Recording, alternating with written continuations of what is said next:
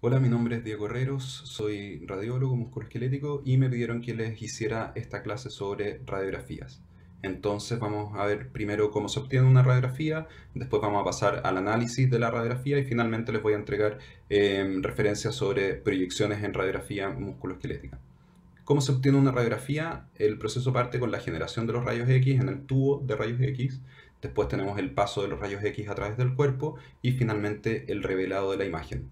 Para tomar una radiografía se posiciona la parte del cuerpo a explorar en la camilla, se inserta el chasis radiográfico en el equipo y el tubo de rayos X va a generar el haz de rayos X que va a atravesar esa parte del cuerpo. Esto lo representamos en este esquema. Entonces la flecha verde va a pasar por partes blandas, ¿ya? Va a pasar piel, músculo, y a medida que va pasando se va a ir atenuando el haz de rayos X por proceso de absorción y dispersión, que es como el rebote de los rayos X, ¿ya? Finalmente entonces la cantidad de rayos X que va a terminar impactando es menor a antes de haber pasado el cuerpo. Esta otra flecha roja va a pasar por partes blandas, pero también por hueso, por lo tanto va a haber mayor atenuación del haz de rayos X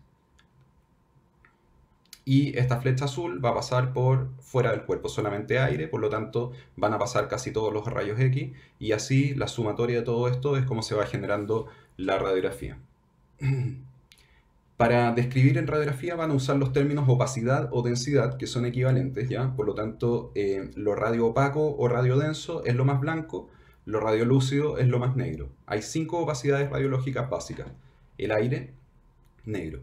El gris más oscuro, que lo podemos ver en las áreas donde hay grasa, por ejemplo el tejido subcutáneo. El agua y los tejidos blandos, ya el líquido y las partes blandas tienen una densidad de intermedia, digamos, que no la podemos discriminar una de otra. Ya tanto el líquido como músculos, por ejemplo, se van a ver de la misma densidad. Aquí podemos ver cuál es esa densidad en el plano de músculos de la pierna. El calcio es un poco más blanco, es más blanco en el área de las corticales del hueso, ¿cierto? Y lo más blanco que vamos a ver es el metal. Hay que recordar que la radiografía es una representación en 2 dimensiones de una estructura, de una parte del cuerpo que es tridimensional, ¿ya? Por lo tanto, en este ejemplo de una radiografía frontal no hay nada que llame tanto la atención, no salta nada tan evidente a la vista, pero hay que tener cuidado. ¿Por qué? Porque es importante evaluar más de una proyección radiográfica. Este es un ejemplo de una fotografía lateral, vamos a decir, y la misma fotografía tomada de frente, en este caso es del príncipe Guillermo saliendo del hospital después de tener a su tercer hijo, y vemos cómo la interpretación y la imagen que vamos a ver va a depender de qué lado lo estamos viendo, por lo tanto, para tener la mirada global es importante tener más de una proyección. El mismo ejemplo de antes, la radiografía lateral salta a la vista una fractura desplazada evidente de la base de la falange distal que no era tan evidente en la proyección frontal. Bueno, esto ustedes ya lo saben, pero dentro de la anatomía me interesa recordarles que el hueso cortical es hueso compacto, ¿ya? Y la cavidad medular tiene el hueso trabecular o hueso esponjoso y la médula ósea que puede ser amarilla, roja, dependiendo de la edad y condición de cada paciente. Esto es lo que vamos a ver en radiografía, por lo tanto el hueso cortical va a tener una densidad más alta y bien homogénea y el hueso trabecular en la cavidad medular va a tener estas líneas y se va a ver como más, perdón, más heterogéneo por la presencia de estas trabéculas.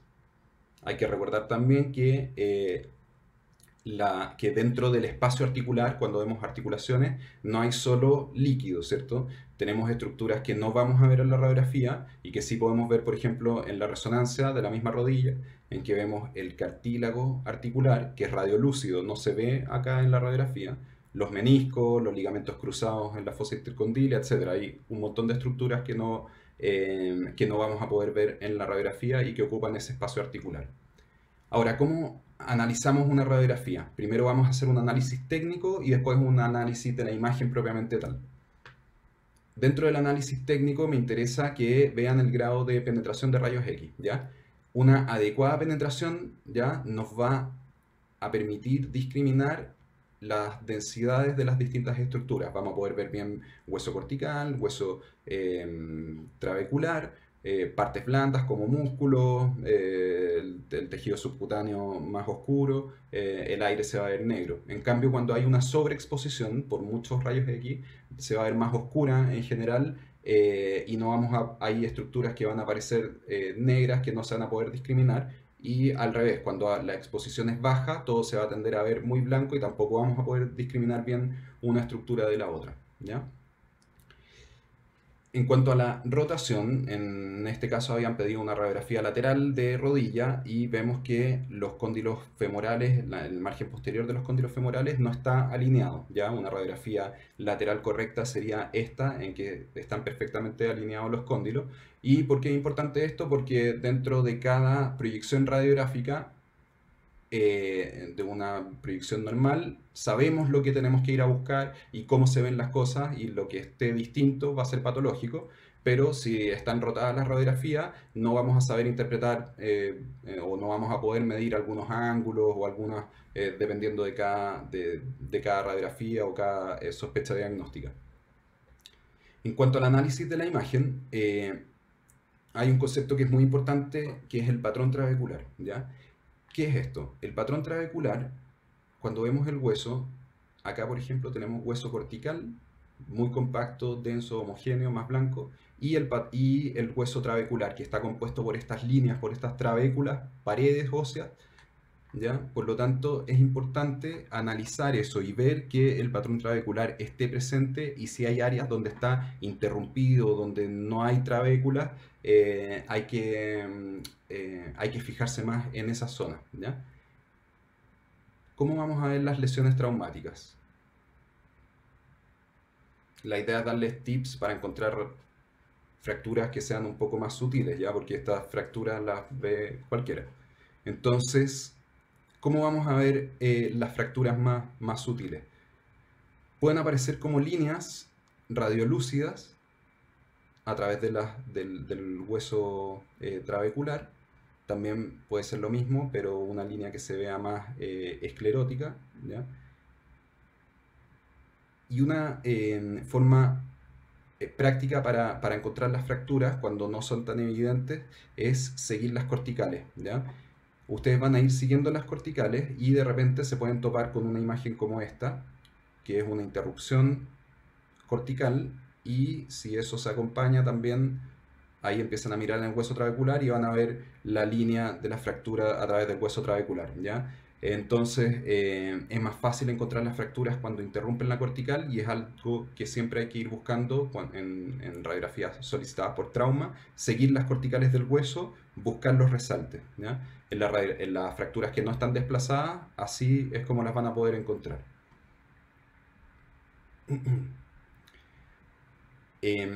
Dentro de la reparación del hueso se producen fenómenos de periostitis o reacción perióstica, callo óseo, que también pueden ser indicadores de una fractura que no es por un trauma agudo. Este es un típico ejemplo de una fractura por estrés que se produce, son fracturas que se producen en huesos que son estructuralmente sanos por sobrecarga, ¿ya? Entonces estamos sobrecargando el hueso y se va produciendo una fractura trabecular y reacción perióstica, engrosamiento de las corticales alrededor. El proceso de reparación de fracturas, entonces un mes después de la fractura vemos algo del rasgo de fractura, se va formando el callo óseo, que primero es inmaduro y finalmente ya es un callo óseo maduro al que solo le falta remodelarse para quedar nuevamente como estaba el hueso original. En cuanto a las lesiones tumorales, volvemos a, a vamos a volver a hablar del patrón trabecular, ¿ya? Esta es una lesión tumoral súper evidente, ya que es principalmente radiolúcida, ¿cierto? Vamos a tratar de buscar cómo se ven las un poco más sutiles. Entonces, dentro de este patrón trabecular podemos encontrar lesiones osteolíticas, que van a ser radiolúcidas, o escleróticas, que van a ser radiodensas, ¿ya? Entonces, ustedes van a buscar dentro del patrón trabecular un área de interrupción de ese patrón de trabécula en que está la lesión ósea. También algunas lesiones tienen un patrón mixto en que tenemos un fondo osteolítico y un foco de mineralización esclerótico, digamos, dentro de la lesión. Aquí hay ejemplos entonces de una lesión osteolítica en la tibia proximal, una lesión y dos lesiones escleróticas. Las lesiones escleróticas producen mineralización, y esta mineralización puede ser de tipo óseo, típico de los osteosarcomas, en que hay un área bien densa, bien blanca, como una nube, digamos, de hueso que se está formando, y otras que son como de calcificaciones más irregulares, que se describen como en puntos y comas, ¿ya?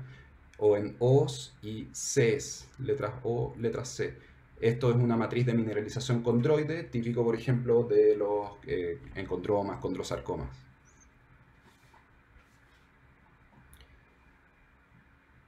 En este caso vemos un húmero fracturado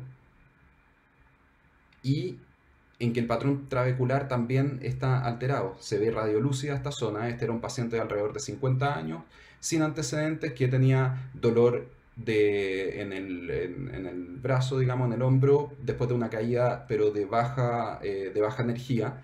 El paciente era fumador, pero no tenía antecedentes. Podemos ver también que lo que se alcanza a ver de pulmón se ve irregular, se ve como un patrón intersticial irregular en el pulmón. Eso hizo sospechar que tuviera también algo pulmonar, y haciendo la tomografía computada se ve que tiene el cáncer en el pulmón, y por lo tanto la lesión ósea es una metástasis con una fractura en hueso patológico. La fractura en hueso patológico son fracturas que se producen en un hueso que no es estructuralmente sano, que tiene una lesión de base. Cuando vean una fractura, hagan el ejercicio siempre de unirla como un puzzle para tratar de ver cómo se vería el hueso original, ¿ya? El hueso original, las corticales, un hallazgo sutil que les puede ayudar mucho para encontrar estas fracturas en hueso patológico cuando no son tan evidentes, es ver las corticales. Entonces, en este caso, las corticales siempre deberían ser regulares al lado proximal y distal de la fractura. Si vemos este esquema de la fractura, está adelgazada la cortical, tanto proximal como distalmente al foco de fractura, y eso es indicador de que tenemos una lesión ósea de base, ¿ya? Y eso va a hacer sospechar que hay una fractura en hueso patológico.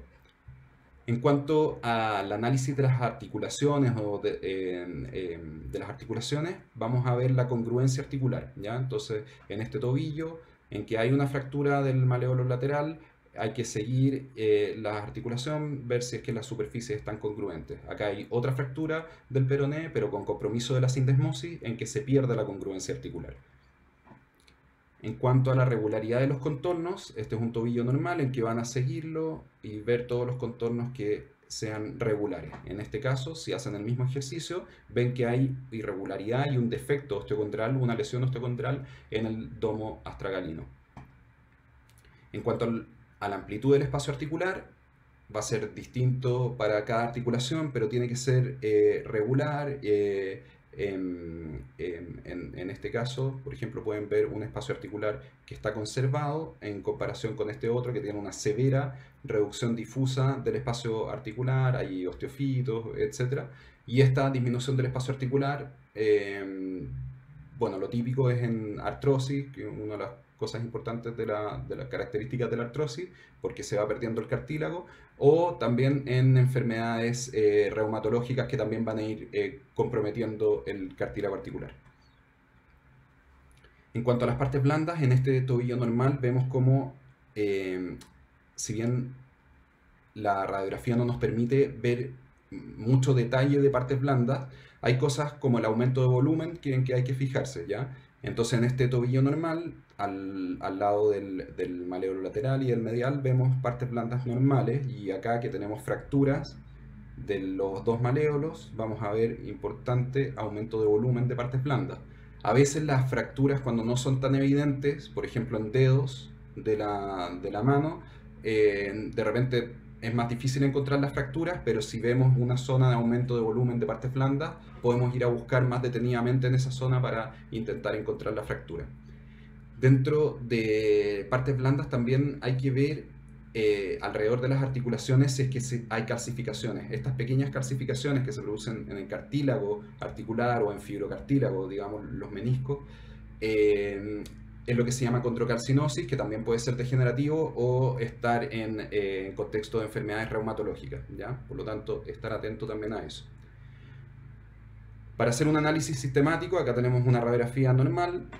Acá pueden poner pausa, tratar de encontrar después en esta radiografía cuál es la alteración. Este era un caso de trauma, a ver si es que encuentran, aparte de las artrosis que hay, dónde está la fractura oculta en esta radiografía. Van a hacer un análisis sistemático mirando cada dedo, las falanges, los metacarpianos, las articulaciones, siguiendo las corticales, viendo el patrón trabecular. Me da lo mismo qué orden siguen ustedes, pero el ideal es que recuerden revisar todas esas cosas para no perderse hallazgos importantes.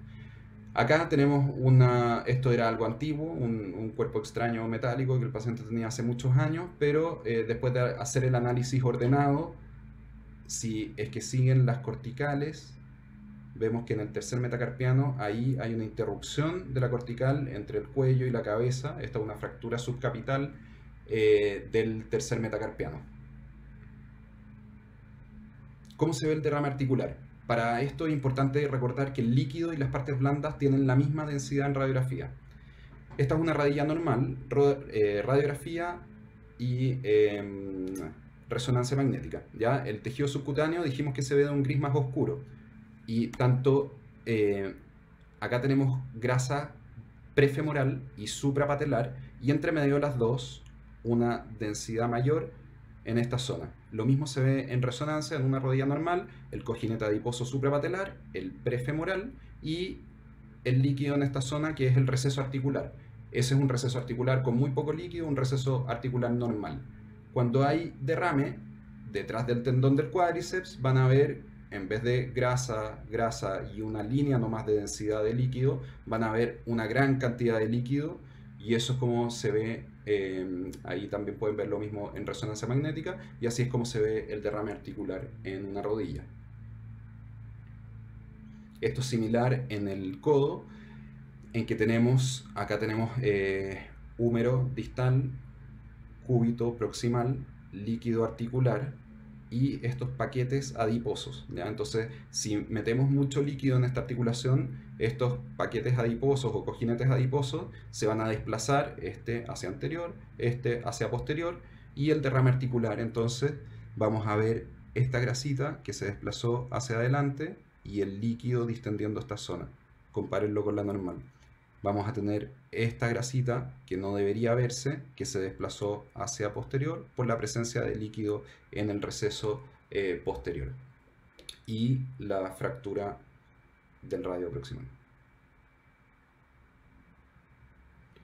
Algunos errores comunes que es importante evitar. Uno se llama satisfacción del hallazgo radiológico. ¿Qué significa? Cuando encontramos un hallazgo muy importante como este gran tumor lítico que está destruyendo el húmero proximal, olvidarse de revisar bien el resto, y acá hay una masa entre pulmón y mediastino. Habría que hacer exámenes complementarios para definirlo mejor, pero se ve una masa en esta zona.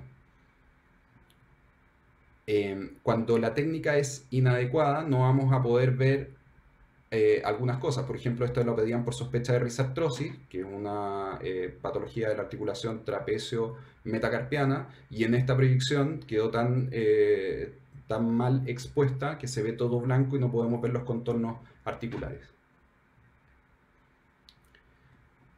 Pasar por alto signos importantes, ¿ya? En este caso tenemos una fractura, que es lo evidente, ¿ya? Pero esto es una fractura, que es lo que me gustaría que después, cuando les toque a ustedes verlo, se den cuenta que es una fractura en hueso patológico. ¿Por qué? Porque tenemos interrupción del patrón trabecular en esta zona. Veamos que acá hay un patrón más normal, acá hay un área radiolúcida mal definida, y miren aquí la cortical lateral como sigue bien hasta la zona de fractura, y la cortical medial como se interrumpe y está destruida en esta zona de la fractura. Esta es una fractura en hueso patológico sobre un tumor.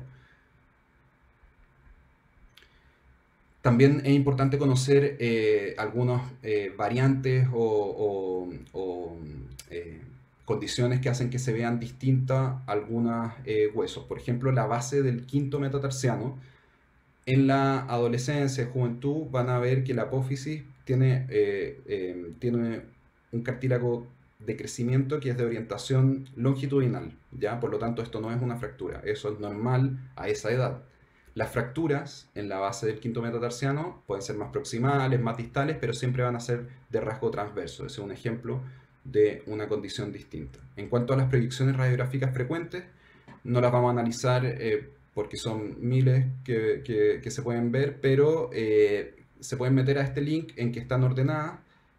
Por ejemplo, si van a miembro superior, a extremidad superior, van a hombro, por ejemplo, y dentro del hombro les va a mostrar ya la AP, va a tener algunas referencias anatómicas marcadas, qué buscar en cada una de las radiografías, cómo se ven, y también con algunas patologías, por ejemplo, una luxación anterior, cómo se ve, qué encontrar, etc.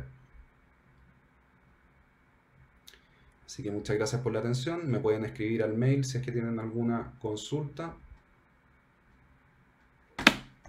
Muchas gracias.